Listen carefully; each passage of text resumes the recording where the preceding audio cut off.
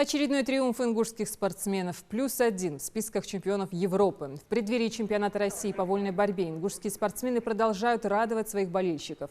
Мухаммад Евлоев и Ахмед Батажев вернулись на родину после успешного выступления на чемпионате Европы по греко-римской борьбе в Сербии. На пути к финалу каждый из ингушских спортсменов одержал верх над 3 соперниками. Но в полуфинале пришлось сойтись друг с другом, где победителем вышел Мухаммад Евлоев. Самая тяжелая встреча была с земляком Батажевым Ахмедом, потому что как-никак мы вместе выросли, вместе тренируемся. На ковре надо бороться, за которым мы всегда будем братьями.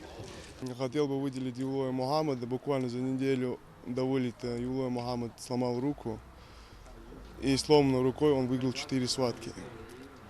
4 схватки, по своему опыту скажу, выиграть сломанной кисти даже одну схватку, это дорого стоит.